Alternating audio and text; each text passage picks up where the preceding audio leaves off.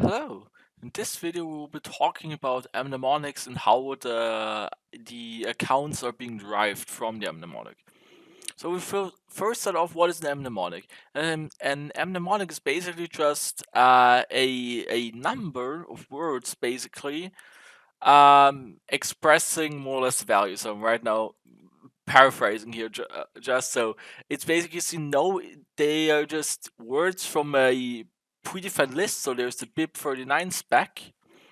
And you can see here how they're generated. So if you just scroll in here, there is a list also of words which are being used. So we can see the BIP describes the implementation of mnemonic code or mnemonic sentence, a group of easy to remember words with a genre of deterministic wallets. That's the general idea. That's the BIP39 standard. And we have new word list for characteristics. Okay, we will probably even be able to, yeah, right. There's the word list even linked here.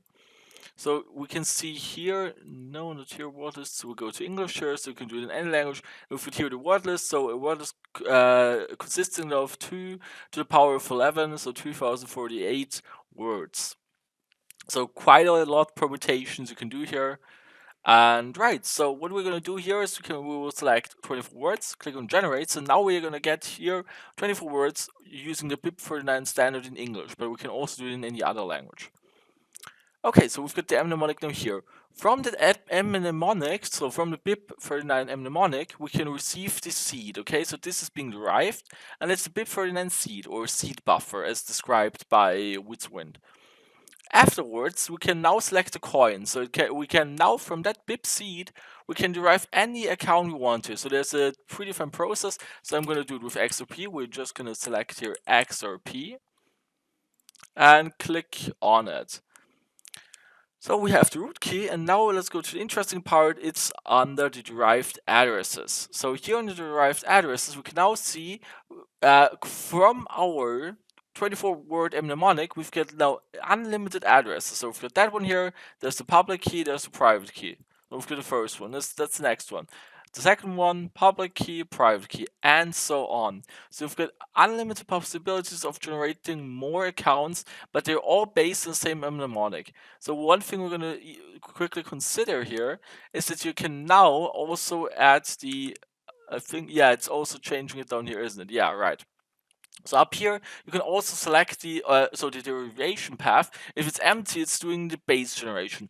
But that number, based on the mnemonic, you can generate multiple XOP accounts. So with the BIP44 specification, so we would quickly have to see Ledger Nano S, for example, what Ledger Nano S is using, which BIP specification. Is it using BIP44, I think, isn't it?